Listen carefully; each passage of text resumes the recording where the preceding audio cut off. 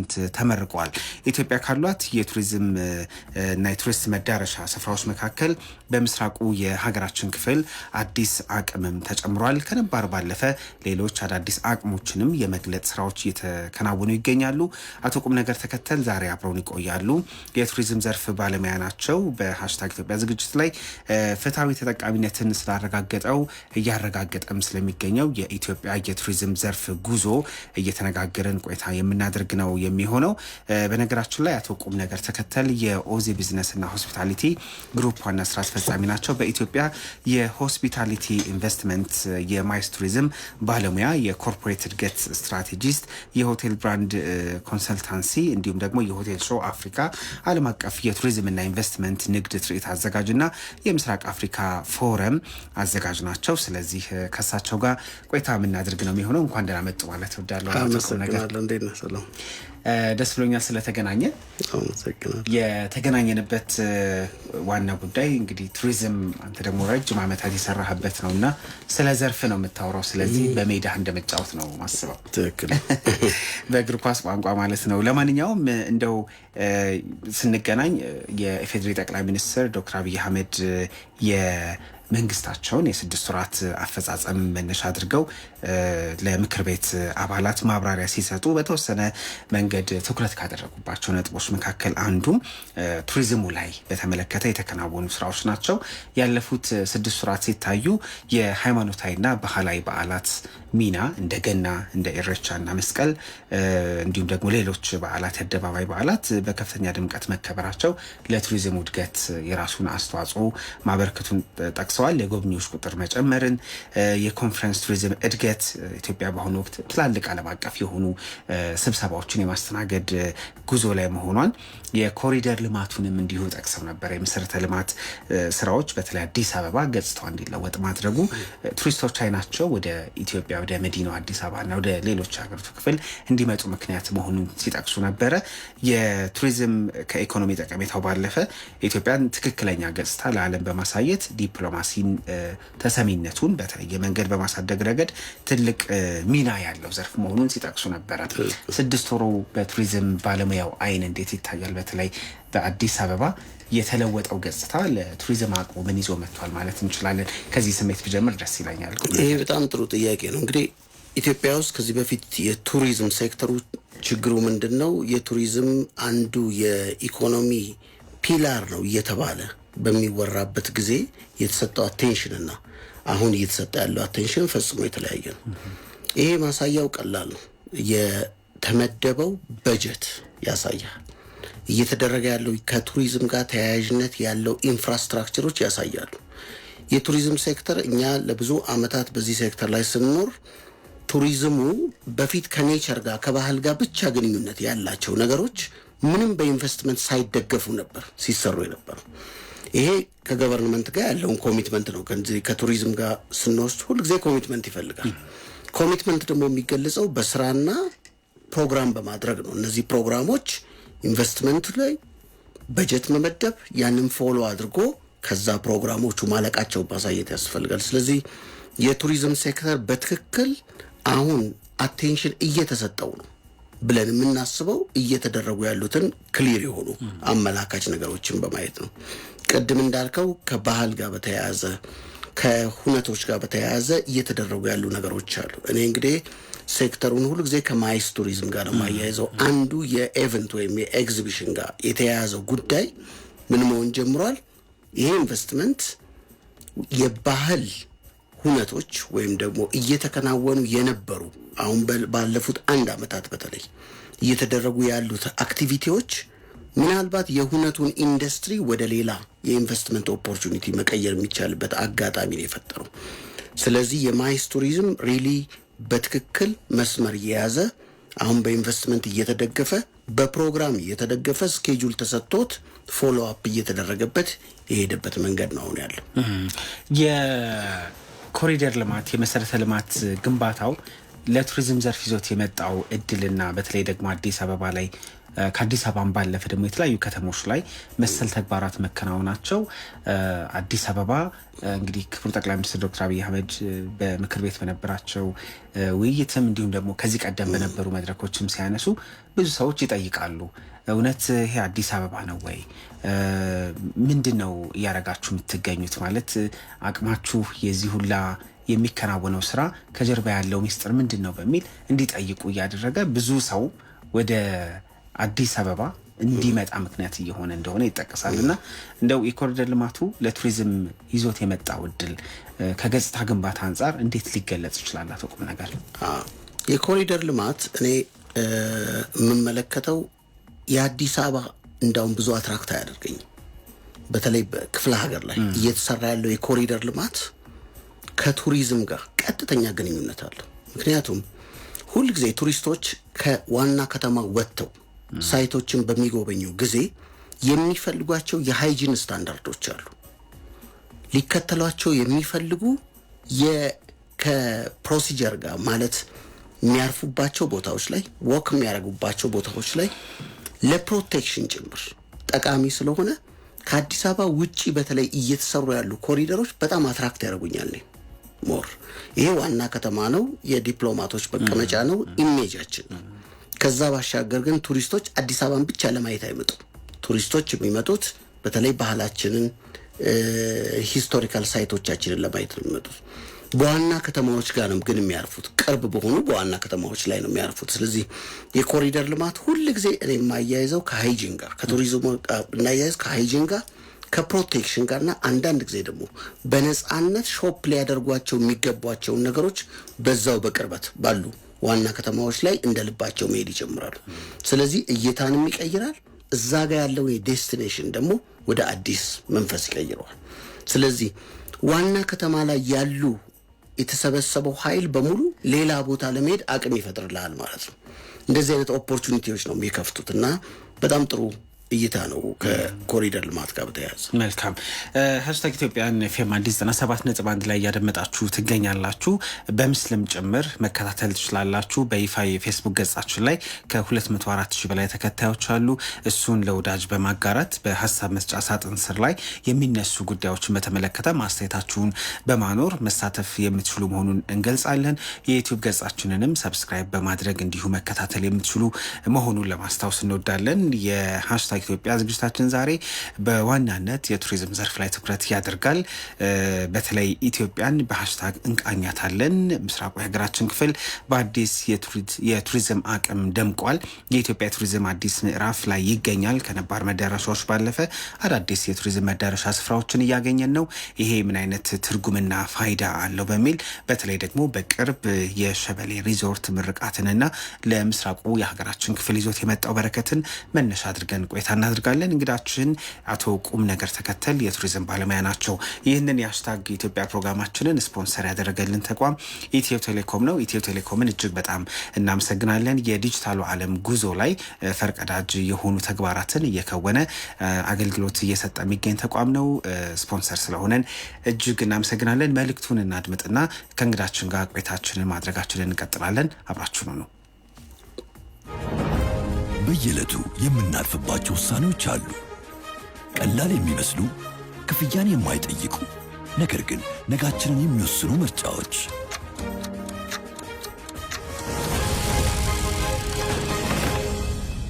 ያለማቋረጥ ትጋትን መምረጥ፣ በምንም ሁኔታ ውስጥ ታማኝነትን መምረጥ፣ ነገን በማያውቁበት ሁኔታ ውስጥ እንኳን ተስፋን መምረጥ። መቀጠልን ስለወሰኑ ውጤታማ፣ ለሌላ ማሰብን ስለመረጡ ደስተኛ፣ መለወጥን ስለመረጡ እዚህ ደርሰዋል። ሁሉም ምርጫ ትርጉም አለው። የኢትዮጵያ ብሔራዊ ምርጫ ቦርድ።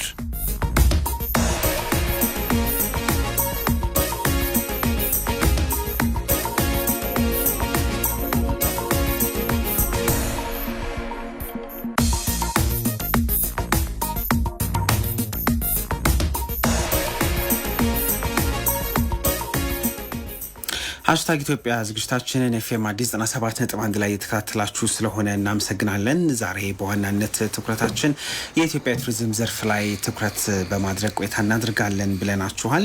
አቶ ቁም ነገር ተከተል ደግሞ የዚህ ፕሮግራማችን እንግዳ ሆነው ቆይታ የሚያደርጉ ነው የሚሆነው።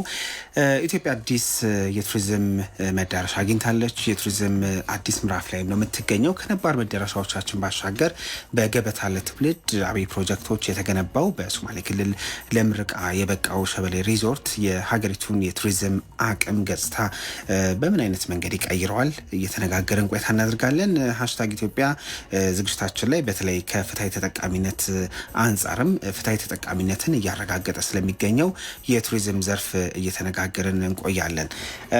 አቶ ቁም ነገር እንደው ያለፉት 6 ወራትን እንደመነሻ ለአድማጮቻችን የሚሆኑ ሀሳቦችን አቀረብን። ሸበሌ ሪዞርትን በሶማሌ ክልል የተገነባውን መነሻ አድርገን ጨዋታችንን እንቀጥል። የሸበሌ ሪዞርት መከፈት ለኢትዮጵያ ቱሪዝም እድገት እንደው አስፈላጊነቱ ይዞት የመጣው በረከት ይገለጻል የሚለውን ደግሞ እናስከትልና ምስራቁ ላይ እንቆይ። እንግዲህ በቱሪዝም መስክ ውስጥ 2 አይነት ኦፖርቹኒቲዎች አሉ። አንደኛው ራሳቸው ኔቸሩ ራሱ የሚፈጥረው ወይም ባህል ወይም ታሪክ በረጅም ጊዜ የሚፈጥራቸው የቱሪስት ዴስቲኔሽኖች አሉ። እነዚህ ዴስቲኔሽኖች እንግዲህ ላይክ እንደነ ላሊበላን የመሳሰሉ ቦታዎች ላይ ወይም ደግሞ አክሱምን የሚመሳሰሉ ቦታዎች ሶፍ ዑመር ራሱን ኔቸሩን እንድትጎበኘው የሚያደርግህ፣ ስለዚህ እሱን ተያይዞ የሚመጣ ሌላ ኢንቨስትመንት ነው። ሁለተኛው አማራጭ ደግሞ ቦታዎችን ወይዘሩንና አካባቢውን ብቻ በማየት ወይም ደግሞ አጋጣሚዎችን በማየት የሚፈጠሩ ኢንቨስትመንት ሌድ የሚባሉ ኢንቨስትመንት የሚመራቸው የቱሪዝም አጋጣሚዎች አሉ። ይሄ የሸበሌ ሪዞርት በጣም ደስ በሚል ሁኔታ እዛ ቦታ ላይ አዲስ የኢንቨስትመንት ኦፖርቹኒቲ ፈጥሮ አዲስ የቱሪስት አትራክሽን ቦታ መፍጠር ነው። የቦታውን ዲዛይን ተመልክተነዋል፣ ምን ያህል ያን አካባቢ ፊት የሚያደርግ እንደሆነ። ጎብኚዎች የኛን ዘመናዊ ህንፃ ሊመለከቱ አይመጡም። ባህላችንን በአጋጣሚዎች መመልከት ነው የሚፈልጉት። ስለዚህ ሸበሌ አንዱ ትልቁ ነገር ኢንቨስትመንት ሌድ የሆነ የቱሪዝም ዴስቲኔሽን ነው የመጀመሪያው። ሁለተኛው በጣም ደስ የሚለው የሸበሌ አጋጣሚው ካለበት ሎኬሽን አንጻር ስንመለከተው ምን ያህል አገሪቷ ከቱሪዝም አንጻር አንድ ቦታ የተሰበሰበ የቱሪዝም አቅም እንዳይኖር የሚያደርግ ነው። ለምሳሌ ከማይስ ቱሪዝም ጋር ስንወስድ ኢንሴንቲቭ ትራቨል የማነቃቂያ ጉዞ የሚባላል። አንዱ እንግዲህ የማይስ ኢንዱስትሪ እሱ ነው። የማነቃቂያ ጉዞ ማለት የሚደረጉባቸው ዴስቲኔሽኖች አሉ። እንደዚህ አይነት ዴስቲኔሽኖች የሚፈጠሩት በምንድን ነው? አንዱ በቅድም ባልነው በኢንቨስትመንት ምሪ የሆነ አይነት የቱሪዝም ዴስቲኔሽን ሲፈጠር ነው። ስለዚህ ይሄ ዴስቲኔሽን ምንድን ነው ማለት ነው? ቦታው ላይ አዲስ አጋጣሚዎችን፣ አዲስ አካሄዶችን ሌሎች ክልሎች ሲያደርጉት የነበረውን በእድልም ይሁን በታሪክም ይሁን ያመጡትን ወይም በኢንቨስትመንት ያመጡትን እድል እንደ አዲስ በር የሚከፍት ነው። ስለዚህ እዛ አካባቢ ትልቅ የስራ እድል መፍጠር የሚችልበት አጋጣሚ ነው የፈጠረው ማለት ነው። በጣም ጥሩ። እንደው የሸበሌ ሪዞርት እንደው ከሀገራዊ ቱሪዝም የኢኮኖሚ እድገት ስትራቴጂ ጋር እንዴት ባለ መንገድ ይጣጣማል ማለት እንችላለን? ተቁም ነገር እንግዲህ አንድ ፕሮግራም ሲሰራ የቱሪዝም መር የሆነ አንድ ኢኮኖሚ መፈጠር ሲጀምር ፖሊሲ ይፈልጋል። እንግዲህ ኢትዮጵያ አሁን በጥሩ ሁኔታ አዲስ የቱሪዝም ፖሊሲ እያቋቁማለች። እንግዲህ ይሄ የቱሪዝም ፖሊሲ ምንድን ነው የሚፈጥረው ነው እድል፣ ትልቁ እድል ምንድን ነው ስንመለከተው ቱሪዝም ሁል ጊዜ ከኢኮኖሚ ላይ እንደ ፒላር አድርገህ መያዝ ከጀመርክ ዳይቨርሲፋይድ የሆነ ኢንቨስትመንት መፍጠር ያስፈልጋል። እንደዚህ አይነት ነገር ስትፈጥር ማንን ታርጌት አድርገህ ነው የምትፈጥረው? ምን አይነት ሰዎችን ታርጌት ነው የምታደርገው? ገበያችን እነማን ናቸው? ዶሜስቲክ ቱሪዝም ነው ወይስ ኢንተርናሽናል ቱሪስቱ ነው የሚለውም መፈተሽ ያስፈልጋል። ስለዚህ ኢትዮጵያ በቱሪዝም መስክ አዲስ ፖሊሲ ቀርጻለች። አሁን የቱሪዝም ፖሊሲ ወጥቷል። በዚህ ቱሪዝም ፖሊሲ መሰረት ሁሉም ክልሎች የራሳቸው የኢንቨስትመንት አማራጮችን ይዘው እንዲመጡ የሚያስችል አይነት ማዕቀፍ ነው የተፈጠረው። ሌሎች ዝርዝር እየተሰሩ ያሉ ስራዎች እንዳሉ አውቃለሁ። ከዛ ባሻገር ግን ትኩረቱ ነው በጣም ትልቁ እኛ ሊስበን የሚገባው።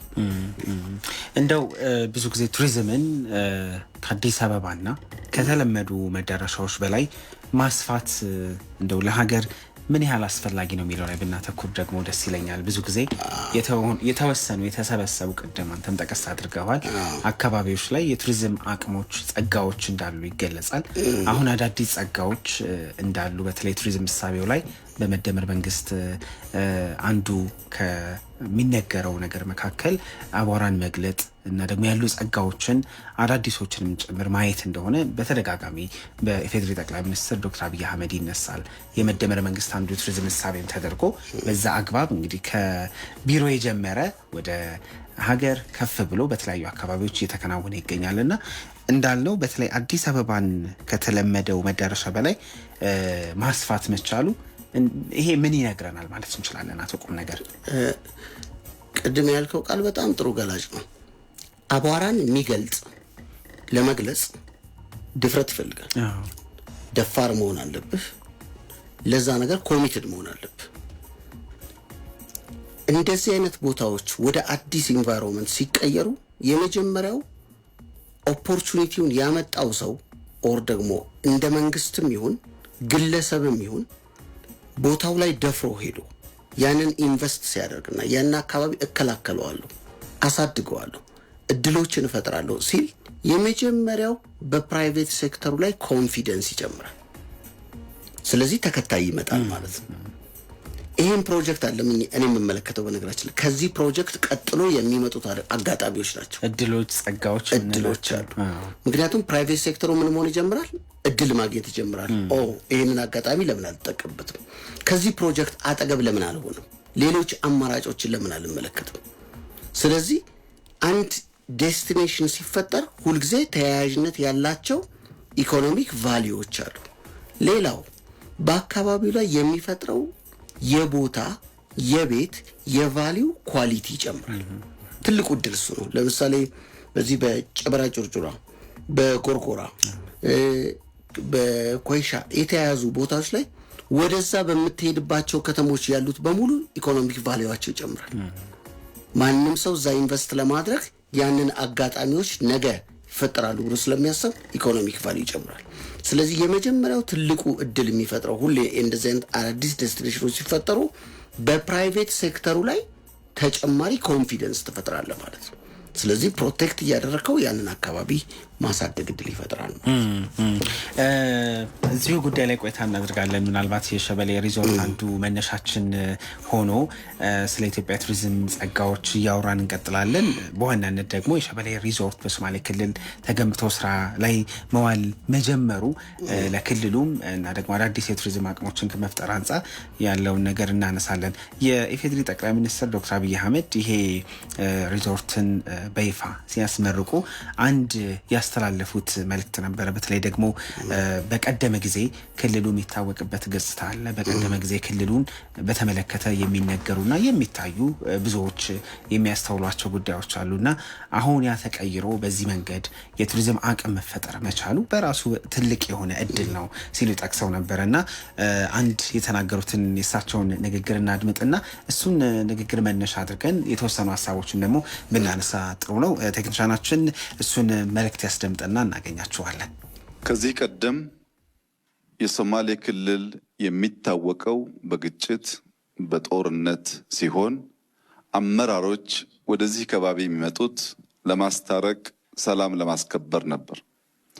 ዛሬ ግን ሁላችሁም እንዳያችሁት ሰላም ወዳዱ የሶማሌ ሕዝብ በክልሉ የተጀመሩ ሰፋፊ የመሰረተ ልማት ስራዎች፣ በሺህ ኪሎ ሜትር የሚቆጠሩ መንገዶች፣ የቤት ግንባታዎች፣ በቅርቡ ያስጀመርነው የጋዝ የነዳጅ ሪፋይነሪ፣ የማዳበሪያ ፕሮጀክት፣ የኤርፖርት ማስፋፊያ ፕሮጀክት፣ አሁን ደግሞ የሸበሌ ሪዞርት በስፋት የሚሰራበት የመኪና መገጣጠሚያ ፋብሪካ ያለበት ክልል ሆኖ ወጣቶች በታላቅ ተስፋ መሪዎቻቸውን በደስታ ሲቀበሉ ሰላም እንደ ዝናብ በሶማሌ ምድር ሲዘንብ ያየንበት ዕለት ስለሆነ ይህንን አቅልለን አንወስደውም። ታላቅ ድል፣ ታላቅ ስራ ነው። የዚህ ክልል አመራሮች ለዚህ ሁሉ ስኬት ስላበቃችሁ፣ ሶማሌን ከግጭት ሶማሌን ከጦርነት ወደ ልማት ስለመለሳችሁ እንኳን ደስ ያላችሁ ማለት እፈልጋለሁ። ሸበሌ እንዳያችሁት ኢትዮጵያ ውስጥ በሁሉም ክልል ልማት ማምጣት እንደሚቻል እንደዚህ ያለውን ሰፊ ስራ ስንሰራ የቤቱ ግንባታ የከባቢውን ባህል የከባቢውን የቤት አሰራር የተከተለ ዝም ብሎ ሌጣ ፕሮጀክት ደግሞ ሳይሆን በጣም በስፋት እንደዚህ ያሉ ግሪን ስፔሶች የተፈጠሩበት በሺ የሚቆጠሩ ዛፎች፣ ፍሩቶች የተተከሉበት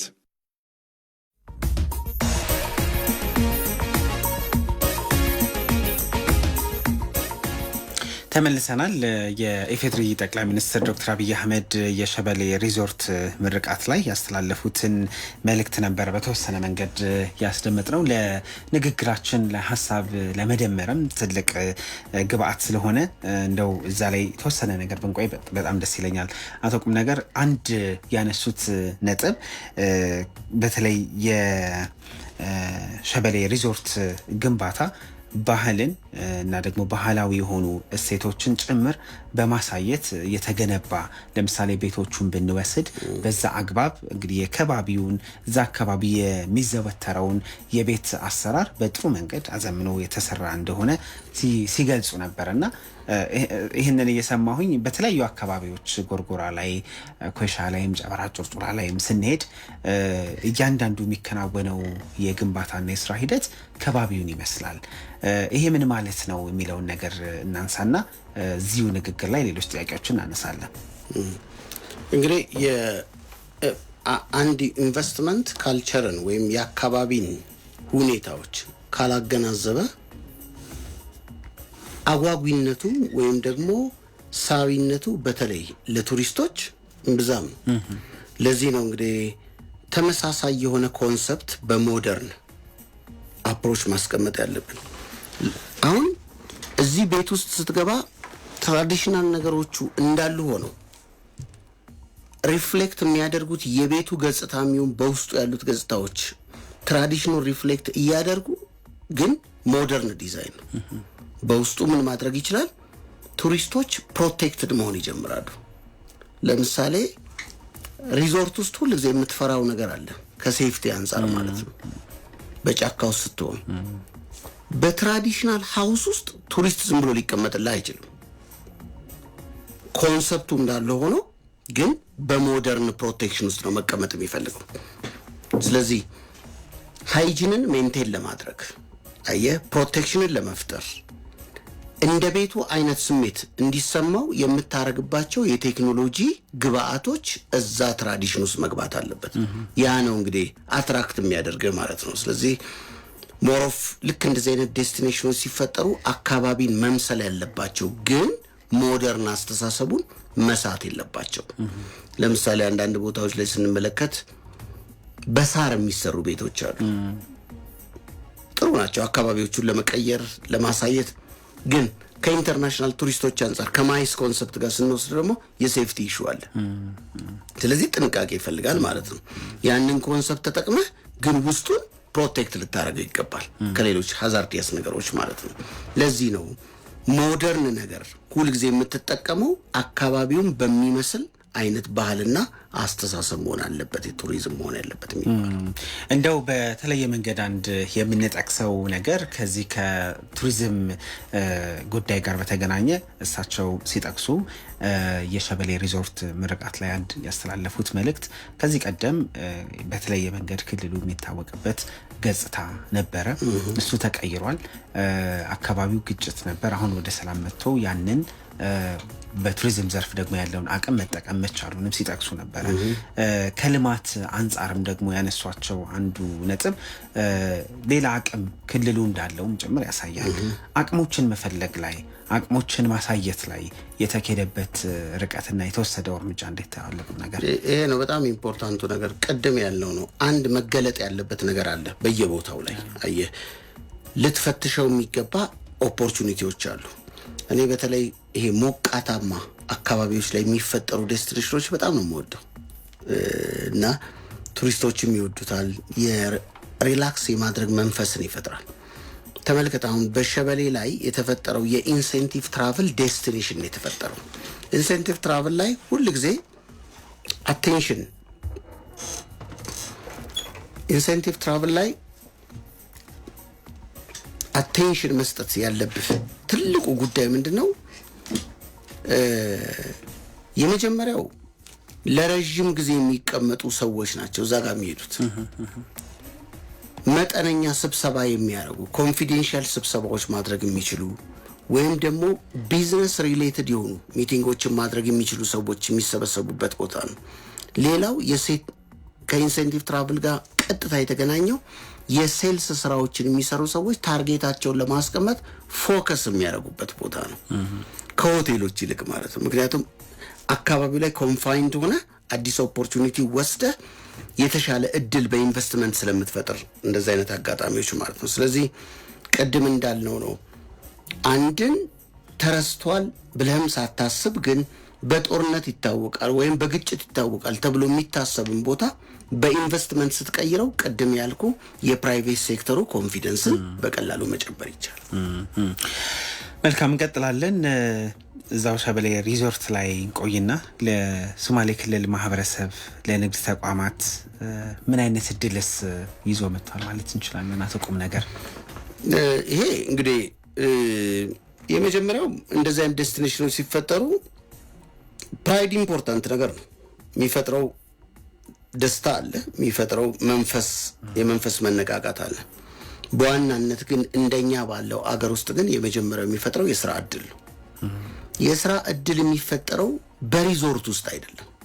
ቀጥታ አየህ ትልቁ እድል ብዙ ሰዎች የሚያስቡት አንድ እንግዲህ ይሄ ከ50 ክፍሎች በላይ ኮንፈረንስ ሴንተር ያለው ቤት፣ መዝናኛ ሪትሪት ያለው ቤት ነው። እዛ ውስጥ የሚቀጠሩት 200 እና 300 ሰራተኞች ብቻ አይደሉም የሥራ እድል የሚባለው። ከዚህ ቢዝነስ ጋር በተያያዥነት የሚፈጠሩት እድሎች ላይ ነው ፎከስ ማድረግ የሚያስፈልገው። እሱ ሰፊ ነው። ከአቅርቦት ጋር የተያያዘው አዳዲስ እድሎችን ለምሳሌ ቱሪስቶች ምን ይፈልጋሉ የሚለውን ነገር ማሰብ ይፈልጋል። ምክንያቱም እዛ አካባቢ እኮ በከተማ ውስጥ እሱን የሚመጥን ሌላ ሬስቶራንት መክፈት አለብህ። እሱን የሚመጥን ሌላ ፔስትሪ ሾፖች መክፈት አለብህ። እሱን የሚመጥን ተመሳሳይ የሆኑ ፕሮግራሞችን ማሰብ አለብህ። ለምን ሲዝናል አይሆንም? ሲዝናልም ሊሆን ይችላል። በነገራችን ላይ በጣም ኤክስትሪም ሙቀትም በሚኖር ጊዜ መካከለኛም በሚኖር ጊዜ የሚፈጠሩ እድሎች ማለት ነው። ስለዚህ ለምሳሌ መካን ወሰደው።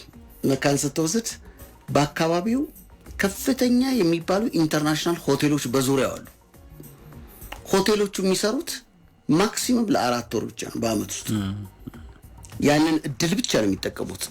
በዛ በሃይማኖታዊ ስነ ስርዓት ላይ የሚደረጉትን እንግዶች ብቻ ያስተናግዱና ከዛ በኋላ ምን ይሆናሉ? ይዘጋሉ። 8 ወር ይዘጋል ሆቴሉ።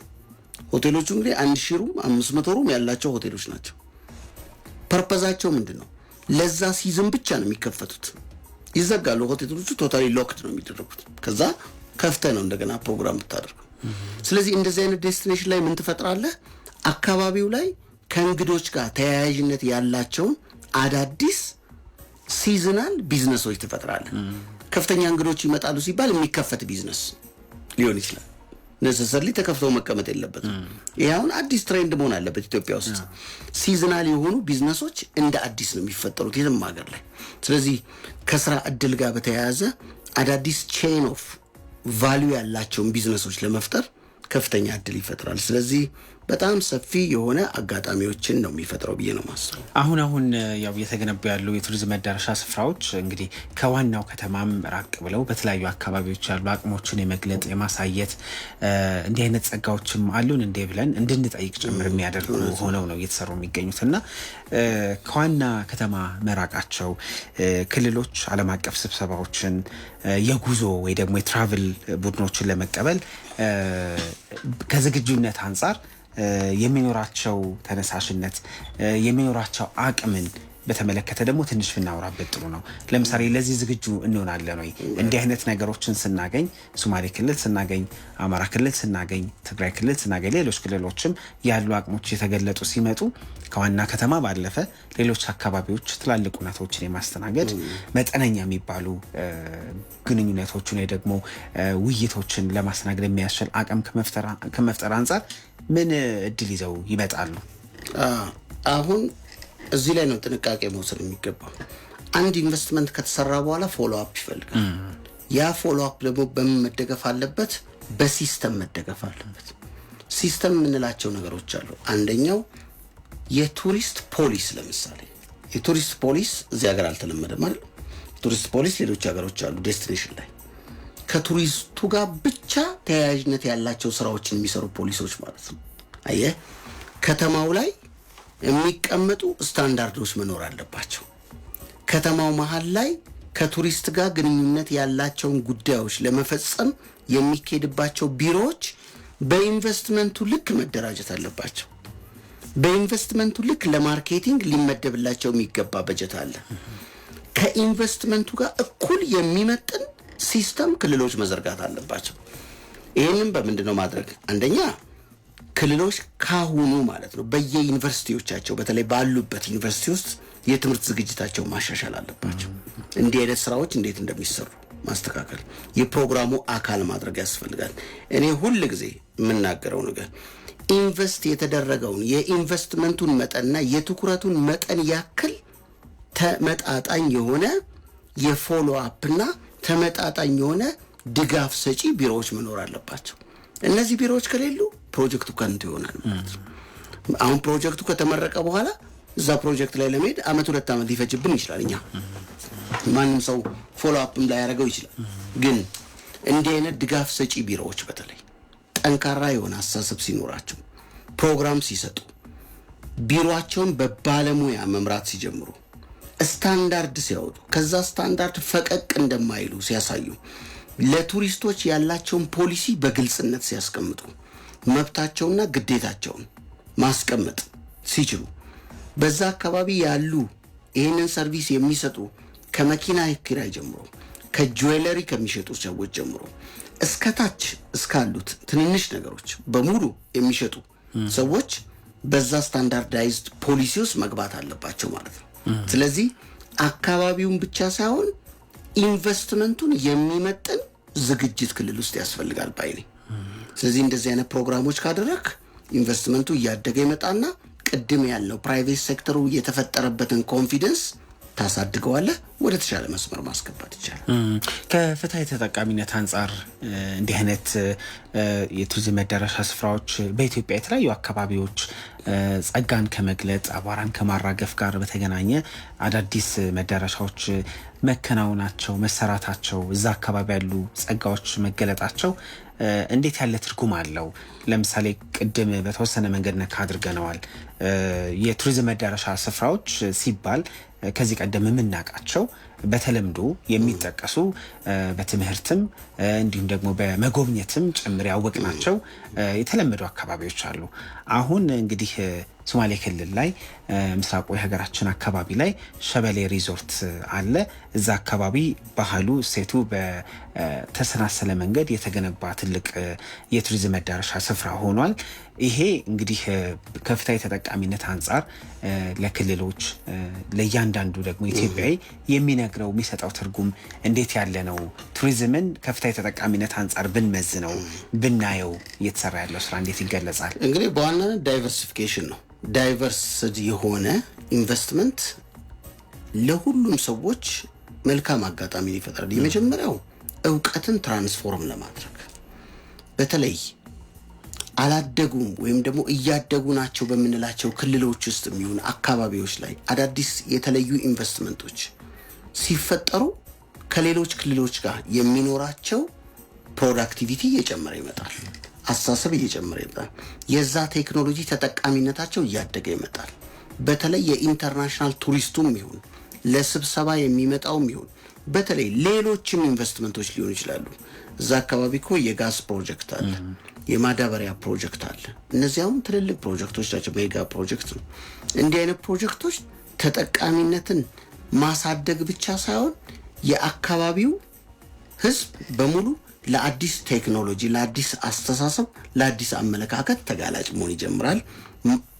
ያንን አጋጣሚዎች መጠቀም ይጀምራል። ስለዚህ እንዲህ አይነት እድሎችን ነው በየጊዜው መፍጠር የሚያስፈልገው። እኔ እንደ ኦነስትሊ እስካሁን ከተደረጉት ፕሮጀክቶች በሙሉ እንደ ሸበሌ ደስ ያለኝ ፕሮጀክት የለም ኦነስትሊ። እና ያየውበትም አንግል ቀጥታ ሪዞርት የመከፈት እድል ሳይሆን በአካባቢው ላይ የሚፈጥረው የሜንታል ሴንቲሜንት አስተሳሰብ በጎረቤት አገሮች ጋር በተለይ በቅርብ አገሮች ጋር የሚፈጠረውን አጋጣሚ ለውጦልኛል ብዬ ነው ማስበው።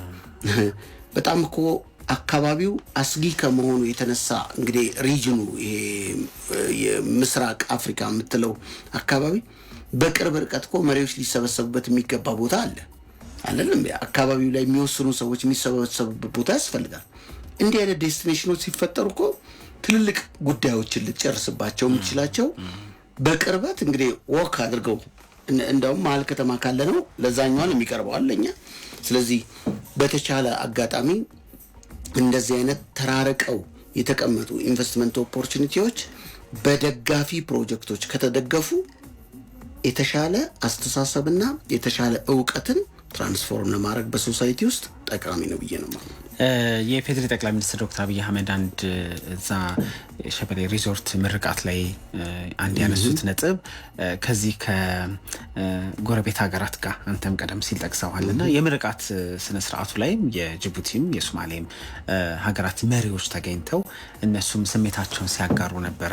አንዱ ሁነት የነበረው የሸበሌ ሪዞርት ከዛ ደግሞ የአይሻ 2 ምርቃትም ስለነበረ ማለት ነውና ክልሉ ትላልቅ የሆኑ ፕሮጀክቶች ሀገራዊ ትልሞች የሚከወኑበት መሆኑ በዛው ልክ ደግሞ የቱሪዝም አቅምና ጸጋ እንዳለውም ጭምር ማሳያ ነው እና ዛ መልእክት ላይ በቅርብ ርቀት ይገኛሉ አይደለ? የሶማሌም እንደዚሁም ደግሞ የጅቡቲ ሀገራት ዜጎችም ወደ ኢትዮጵያ መጥተው አንዱ የቱሪዝም መዳረሻ ስፍራቸው እንዲያደርጉ የምስራቁ አካባቢ ጸጋ መኖሩን ያሳየ ወይ ደግሞ የገለጠ ነው ብሎ መውሰድ ይቻላል። ለነሱ ለጎረቤት ሀገራት ምን ያጋባል ይሄ ፕሮጀክት ማለት እንችላለን? ኢትዮጵያ እንግዲህ ከራሷ ባለፈ ቀጠናዊ የሆነ አፍሪካዊ መፍትሄን ከራሳችን ማምጣት አለብን ችግሮቻችንን ከሚል እሳቤ በላይ ያሉን ጸጋዎችን በመጠቀም በማጋባት ለምሳሌ የአረንጓዴ አሻራ ፕሮጀክትን ወደ ሌሎች የአፍሪካ ሀገራት እንዲሄድም ጭምር የምትሰራቸው ስራዎች አሉና ይሄ ፕሮጀክት ለጅቡቲያውያን ለሶማሊያውያን በቅርብ ርቀት ለሚገኙ ለምስራቅ አፍሪካ ዜጎች ትርጉሙ እንዴት ያለ ነው ማለት እንችላለን? የመጀመሪያው ምሳሌ ነው። ምሳሌ መሆን ያስፈልጋል። አንድ ኢንቨስትመንት ሲሰራ ወይም ደግሞ አንድ እድል ሲፈጠር ብቻን ልትበላ ብቻ ልትጠቀም አትችልም። ከጎረቤቶች ጋር ነው ማንኛውም ኑሮ እንደሚደረገው ማለት ነው። የሶማሌ ክልል በዛ አካባቢ ላሉት አገራት ክልሉ ብቻው ምሳሌ መሆን ይችላል። ምን ያህል ትልልቅ ኢንቨስትመንቶች እየተደረጉበት እንዳሉ ማሳየት ይቻላል። ስለዚህ የሶማሌ ክልል በጣም ብዙ ስራ አለበት ብዬ ነው ማስበው። ከዚህ በኋላ እኔ በቃ ከባድ ኮሚትመንት ነው። ምክንያቱም በዛ ሪጅን ውስጥ እየተፈጠሩ ያሉትን የኢንቨስትመንት አዳዲስ እድሎች 3-4 ፕሮጀክቶች ብቻ በአንድ ክልል ውስጥ ሊፈጥሩት የሚችሉን እድል ስንመለከት የጎረቤት ሀገሮች እንደ ምሳሌ ሊወስዱት የሚችሉት ነው። ምክንያቱም ኢንቫይሮንመንቱ ተመሳሳይ ነው፣ ህዝቡ ተመሳሳይ ገጽታ አለው፣ ባህል አለው፣ ሃይማኖት አለው እና በቀላሉ ያንን ነገር መፍጠር እንደሚቻል እኛ በጥረት ያመጣነው ነገር ማለት ነው በቀላሉ እንደ ምሳሌ መውሰድ ይችላሉ። እኔ ኦነስትሊ ሶማሌ ክልል ላይ እየተጀመረ ያለውን ኢንቨስትመንት ፕራይም ሚኒስትሩን ማመስገን ፈልጋለሁ በዚህ ጉዳይ ላይ። ምክንያቱም በቃ በፊት ስለ ቱሪዝም በተለይ ከማይስ ቱሪዝም ጋር እኔ ብዙ ስለምሰራ በቃ የሚቆጭ አይነት ቦታ አለ። እንደው እንዲህ አይነት ዴስቲኔሽን ድሬዳዋ ሄድ ነበርና ሀረርም ሄዳለሁ ፕሮጀክቶች ነበሩ የምናማክረውና አንዳንድ ፕሮጀክቶች አለማለቃቸውን ሳይ አንዳንድ ፕሮጀክቶች ይጀመራሉ ተብለን ስናስብ አሁን እንዲህ አይነት ዴስቲኔሽኖች ኦነስትሊ የሸበሌ ፕሮጀክት ሲጀመርም አናውቅም፣ አልሰማንም ነበር፣ ሲያልቅ ነው ያወቅነው። ሶ ትልቅ እድልና ምሳሌ መሆን የሚችል አይነት ፕሮጀክት ስለሆነ አካባቢው ላይ ግልጽ የሆነ ምሳሌያዊ አይነት አፕሮች መፍጠር ተችሏል ብዬ አስባለሁ። በጣም ጥሩ። እዚሁ ላይ ቆይታ እናድርግና የኢፌዴሪ ጠቅላይ ሚኒስትር ዶክተር አብይ አህመድ አንድ ይህንን ፕሮጀክት ይፋ ሲያደርጉ እንደ ማሳሰቢያም እና ደግሞ ቀጣይ ብዙ ስራ ይጠብቃችኋል በሚል አንድ ያስተላልፉት መልእክት አለ ለክልሉ አመራሮች። ማጠቃላይ ይሄ ለሁሉም በስራ ላይ ለሚገኝ ለዘርፍም ትልቅ ጉልበት አቅም የሚሰጥ አቅጣጫም ስለሆነ እሱን እናድምጥና የስፖንሰራችንን መልእክትም አድምጠን መልሰን ስንገናኝ በተለይ ማጠቃላይ ሀሳቦች ላይ ትኩረት እናደርጋለን። ለሀጂ ሙስጠፋ ያለኝ መልእክት የተሰራው ስራ አስደናቂ ነው። በከተማም በገጠርም ይህ አመራር የሰራው ስራ የሶማሌ ህዝብ ቀና ብሎ እንዲሄድ የኢትዮጵያ ሶማሌ ብቻ ሳይሆን የኬንያ ሶማሌም፣ የሞቃዲሾ ሶማሌም፣ የጅቡቲ ሶማሌም ኮራ ብሎ እንዲሄድ ሶማሌዎች ከለመድነው የኑሮ ዘዬ በተጨማሪ ከተማ መስራት፣ ልማት መስራት እንደምንችል ያሳየ ስራ ስለሆነ ለዚህ ታላቅ አርያ መሆን መብቃት መታደል ስለሆነ ያለኝ መልእክት ሁለት ነው። ሀጂ ሙስጠፌ ባለፉት ዓመታት የሶማሌ ህዝብና የኢትዮጵያ ህዝብ ከርሶ የሚጠብቀውን ከርሶ ካቢኔ የሚጠብቀውን 2% ዴሊቨር ስላደረጉ በጣም እያመሰገንኩ በሚቀጥለው ዘመን የቀረውን 90% በመልፋት በመትጋት ጅጅጋን አሁን ካለበት 10 እጥፍ አሁን ያለው ልማት በ10 በ20 እጥፍ አድጎ ለምስራቅ አፍሪካ ብቻ ሳይሆን ለአፍሪካም ኩራት የሆነ ብዙዎች መጥተው የሚያዩት ስራ እንዲሆን በትንሽ ስራ እንዳንረካ፣ በትንሽ ስራ እንዳንቆም፣ ሩጫችን የህዝባችንን ኑሮ እስኪቀይር ድረስ እንዳይቆም አደራ እያልኩ ባየነው ስራ ሁሉ ግን በጣም ከፍተኛ አድናቆት የተሰማን ስለሆነ እርሶንና አመራሩን እንኳን ደስ ያላችሁ ማለት ፈልጋለሁ።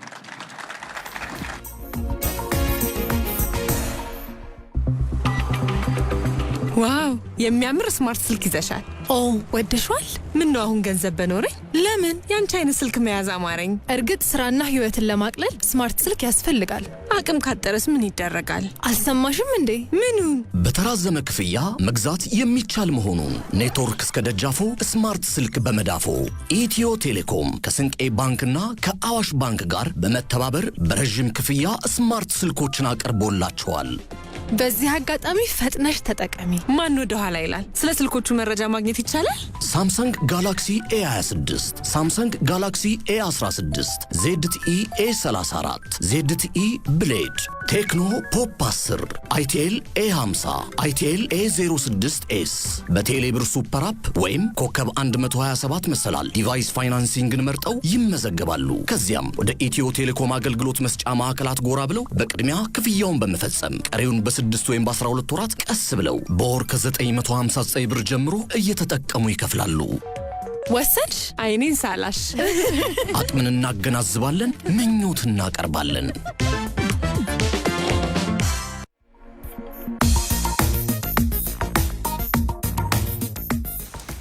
ሃሽታግ ኢትዮጵያን ኤፍኤም አዲስ 97.1 ላይ ያደመጣችሁ ትገኛላችሁ። ስፖንሰራችን ኢትዮ ቴሌኮምን እናመሰግናለን። ቀደም ብለን ከመልእክቱ በፊት የኢፌዴሪ ጠቅላይ ሚኒስትር ዶክተር አብይ አህመድ እንዲሁ ያስተላለፉትን መልእክትም አስደምጠናችኋል። ዛሬ ትኩረታችን ቱሪዝም ላይ ነው። የ6 ወሩ የኢትዮጵያ ቱሪዝም አፈጻጸም የዘርፉ እንቅስቃሴ ምን ይመስላል ብለን መነሻ አደረግንና እንደ ሀገር ደግሞ ባሳለፍነው ሳምንት የተመረቀው የሸበሌ ሪዞርትን በተመለከተ ሀሳብ እያነሳን ቆይታ እያደረግን እንገኛለን። ኢትዮጵያ ቱሪዝምን አንዱ የኢኮኖሚ ሶሶ አድርጋ እያከናወነቻቸው ባለቻቸው ስራዎች ውስጥ ከነባር ባለፈ አዳዲስ የቱሪዝም መዳረሻዎችን በመገንባት ተጠቃሚ መሆኗን በተመለከተም ሀሳቦች ተነስተዋል። በመደመር መንግስት በገበታ ለትውልድ አብይ ፕሮጀክቶች መካከል አንዱ የሆነው በሶማሌ ክልል የተገነባው ሸበሌ ሪዞርትን ባሳለፍነው ሳምንት ተመርቆ ነበርና ኢትዮጵያ ካሏት የቱሪዝም መዳረሻ ስፍራዎች መካከል በምስራቁ የሀገራችን ክፍል አዲስ አቅም ጨምራለች። ይሄ እንደምን ያለ ነው ከቱሪዝም ፍትሃዊ ተጠቃሚነት አንጻርና በዘርፉ ከያዛቸው ድሎች አንጻር በሚል እየተነጋገርን ቆይታ እያደረግን ነበረ። ቀደም ብለው ጠቅላይ ሚኒስትር አብይ አደራ አስተላልፈዋል። ይህ አደራ እንግዲህ ይሄንን ሰራን ብለን እንዳንደክም በጣም ብዙ የሚጠብቁን ስራዎች እንዳሉ ጠቅሰዋልና እንግዲህ አሁን የሶማሌ ክልል በምስራቅ የሀገራችን ክፍል አዲስ የቱሪዝም አቅም ተገኝቷል። ይሄ ብቻ አይደለም አቅሙ ክልሉ እና ማየት መግለጥ ላይ እንደው ክልሉን አንዱ ማሳያ ያደረገን እንጂ ሌሎች አካባቢዎችም ጭምር እንደው ምንድነው መስራት የሚገባቸው አንድ ማሳያ ከተቀመጠ ቀጣይ እንግዲህ ጭራውን ይዞ በደንብ ዳናውን ተከትሎ መስራት የሚያስፈልግ ይመስለናልና ከዚህ አንጻር የጠቅላይ ሚኒስትሩ ማሳሰቢያ ለክልሉም ለሌሎችም አካባቢዎችም በምን መንገድ ነው መጠቀም ያለብን? እንግዲህ እንደማጠቃለያ ይሄ አንድ ምሳሌ ነው። ሌሎች ሪሞት ቦታዎች አሉ። ከዚህም የራቁም ያለሙም ቦታዎች አሉ። እነሱ ላይ ክልሎችም የራሳቸው ኃላፊነት አለባቸው እንደዚህ አይነት ስራዎችን ለመስራት። የሶማሌ ክልል አሁን አንድ ምሳሌ ስለሰጠን ነው እንጂ ሌሎች ክልሎች ላይም ተመሳሳይ የሆኑ የኢንቨስትመንት ፕሮግራሞችን ፎከስ ማድረግ አስፈላጊ ነው ሁልጊዜ ብለን እናስባለን። በአጠቃላይ ግን እኔ እንግዲህ ከዚህ ፕሮጀክት ጋር በተያያዘ ያለው ኃላፊነቶቹ ብዙ ናቸው ሲባል የመጀመሪያው ነገር ፕራይቬት ሴክተሩን የሚመራው የኢንቨስትመንት ኦፖርቹኒቲ መፍጠር ያስፈልጋል። እንደዚህ አይነት የመንግስት ኮሚትመንቶች ለፕራይቬት ሴክተሩ በር ስለሆነ የሚከፍቱት ፕራይቬት ሴክተሩ ላይ ክልሉ ፎከስ ማድረግ አለበት። ግብዣ መጋበዝ ብቻ ሳይሆን ኢምፕሊሜንቴሽኑ ላይም አብሮ መሳተፍ አለበት። የፕራይቬት ፐብሊክ ፓርትነርሺፕ የሚባለውን ሪስክ አንዳንድ ጊዜ መንግስት ኃላፊነቱን ከፕራይቬት ከመጠበቅ ጋር አካባቢውን ከማልማት ጋር ኢንፍራስትራክቸር ጋር በተያያዘው ኢንቨስትመንት ውስጥ አብሮ መግባት አለበት። ሼር ስራዎችን አብሮ መስራት አለበት መንግስት ከፕራይቬት ሴክተሩ ጋር ማለት ነው። ከዛ በኋላ ወደ ምን ይቀየራል? አካባቢው በትልቅ ደረጃ የመለውጥ እድሎችን ይፈጥራል። ሌላው ልክ እንደ አይነት እንደ ሸበሌ አይነት ፕሮጀክቶች ሲፈጠሩ ከተማ ውስጥ መሀል ከተማ ውስጥ ካሉ ቼን ሆቴሎች ጋር መሀል ከተማ ውስጥ ካሉ ወይም ደግሞ በእነሱ ዲስታንስ ካሉ ዴስቲኔሽኖች ጋር ተያያዥነት ያለው የዳታ ቋት ያስፈልጋቸዋል። እንግዶችን ሊመካከሩ ይገባል፣ አብረው ሊሰሩ ይገባል። ስለዚህ ስራው ከባድ ነው፣ ፕሮሰስን ማድረግ ያስፈልጋል ማለት ነው።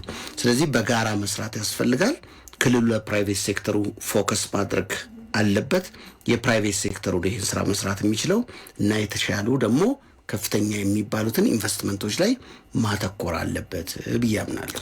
ብዙ የቱሪዝም ባለሙያዎችን በቀጥታም በተዘዋዋሪም በስራ አጋጣሚ ማናገር እድል ነበረኝና አንድ የሚጠቅሱት ነገር ያለፉት 5 እና 6 ዓመታት እና ደግሞ ከቅርብ ጊዜ ወዲህ ቱሪዝም ዘርፉ ይሄ ወርቃማ የሚባለው ዘመኑ ላይ ነው የሚገኘው። ወርቃማ ዘመን ሲባል በተለይ የተሰጠው ትኩረትን መነሻ አድርገው ያሉ ጸጋዎች ነባር ብቻ ሳይሆኑ አዳዲስ ጸጋዎች መገለጣቸውን ይጠቅሳሉ። እንደ አንድ ዘርፉ ላይ ረጅም ዓመት እንደሰራ ሰው ዓለም አቀፍ ተመክሮችንም ጭምር እንደሚያክሰው የኢትዮጵያ ቱሪዝም ዘርፍ ላይ የሚታይ ተስፋ እንደምን ያለ ነው ራዕይህ? እንግዲህ ከማይስ ቱሪዝም አንጻርም በተለይ ያለውን አቅም በደንብ በመጠቀም ረገድ መሰራት የሚገባቸው ስራዎችን ስታስብ ተስፋ እንደምን ያለ ነው? እንግዲህ ከ3 ከ4 ዓመት በኋላ ከዓመትም በኋላ መልሰን ስንገናኝ እንዲህ ብዬ ነበር የምትላቸው እና ቢሆኑም ደግሞ የምታስባቸው ራዕዮችና ተስፋዎችን ነገርና እናበቃለን።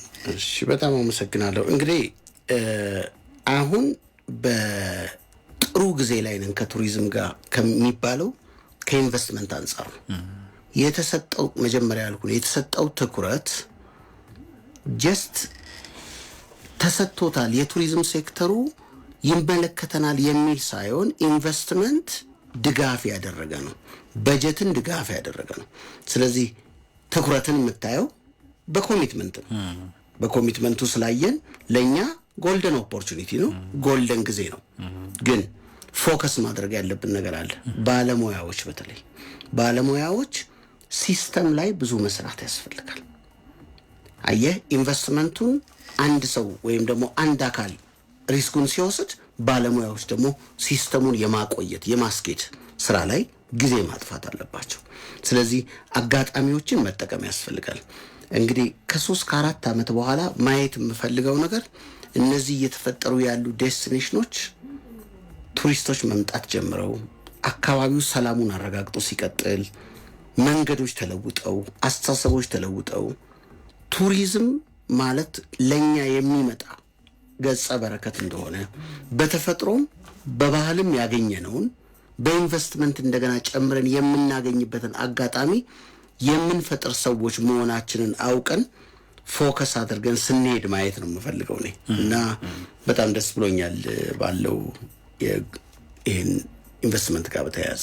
በጣም ጥሩ። እንግዲህ ሌሎች ክልል ከተሞች ሌሎች የሀገራችን አካባቢዎችም እንግዲሁ ያላቸው ጸጋን በመግለጥ አዳዲስ መዳረሻዎችን ማስፋት ላይ ሁሉ መስራት አለበት የሚለውንም ለማንሳት እንወዳለን። በጣም አመሰግናለሁ አቶ ቁም ነገር ለነበረን ጊዜ። እንግዲህ የቱሪዝም ዘርፉ ላይ ረጅም ዓመትን ሰርተሃል። ለአድማጮቻችን አቶ ቁም ነገር ተከተል በነገራችን ላይ የኦዚ ቢዝነስና ሆስፒታሊቲ ግሩፕ ዋና ስራ አስፈጻሚ ናቸው። በኢትዮጵያ የሆስፒታሊቲ ኢንቨስትመንትና የማይስ ቱሪዝም ባለሙያ፣ የኮርፖሬት እድገት ስትራቴጂስት፣ የሆቴል ብራንድ ኮንሰልታንሲ፣ የሆቴል ሾው አፍሪካ ዓለም አቀፍ የቱሪዝምና ኢንቨስትመንት ንግድ ትርኢት አዘጋጅና የምስራቅ አፍሪካ ፎረም ኢስት አፍሪካን ፎረም አዘጋጅ ናቸው። ረጅም ዓመትን በቱሪዝም ዘርፍ ላይ ሰርተዋል። ያለፉት 6 ወራት የኢትዮጵያ ቱሪዝም ዘርፍ እንቅስቃሴና ባሳለፍነው ሳምንት ደግሞ በሸበሌ በሶማሌ ክልል በምስራቅ የሀገራችን ክፍል የተመረቀው ሪዞርት ለክልሉም ለሀገራችንም የያዘው እድልን መነሻ አድርገን መከናወን የሚገባቸው ጉዳዮች ላይ ተነጋግረናል። ደስ ብሎናል። በአድማጮቻችን ስም እናመሰግናለን። እንግዲህ ሰፊ ስለሆነ ወደፊትም መልሰን ደጋግመን የምንገናኝባቸው ጊዜያቶች ይኖራሉ። መልካም ሀሽታግ ኢትዮጵያችን አብቅተዋል። ሰለሞን ጫላ አስተናግጃችኋለሁ። አታለው ምረቱ በቴክኒኩና በምስል ቴክኒክ ስራው አብሮን ነበረ። በዩቲዩብም በፌስቡክ ገጻችንም ስለተከታተላችሁን እናመሰግናለን። የጣቢያችን ቀሪ ፕሮግራሞች ይቀጥላሉ። ከኛ በኋላ ደግሞ የኢፌዴሪ ጠቅላይ ሚኒስትር ዶክተር አብይ አህመድ የመንግስት የ6 ወራት የስራ አፈጻጸምን መነሻ በማድረግ የሰጡት ማብራሪያን ተከትሎ ያነሷቸው ዋና ዋና ነጥቦችና እንደምታዎች እንዴት ያሉ ናቸው በሚል ባልደረቦቻችን ቆይታ የሚያደርጉ ይሆናል። እሱን እንድትከታተሉ ጋብዛችኋለሁ። ጤና ይስጥልኝ።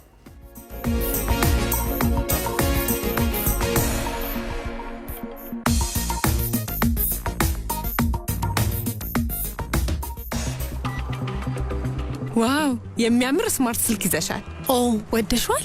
ምን ነው አሁን ገንዘብ በኖረኝ? ለምን ያንቺ አይነት ስልክ መያዝ አማረኝ? እርግጥ ስራና ህይወትን ለማቅለል ስማርት ስልክ ያስፈልጋል። አቅም ካጠረስ ምን ይደረጋል? አልሰማሽም እንዴ? ምኑን? በተራዘመ ክፍያ መግዛት የሚቻል መሆኑን ኔትወርክ እስከ ደጃፎ ስማርት ስልክ በመዳፎ ኢትዮ ቴሌኮም ከስንቄ ባንክና ከአዋሽ ባንክ ጋር በመተባበር በረዥም ክፍያ ስማርት ስልኮችን አቅርቦላቸዋል። በዚህ አጋጣሚ ፈጥነሽ ተጠቀሚ። ማን ወደ ኋላ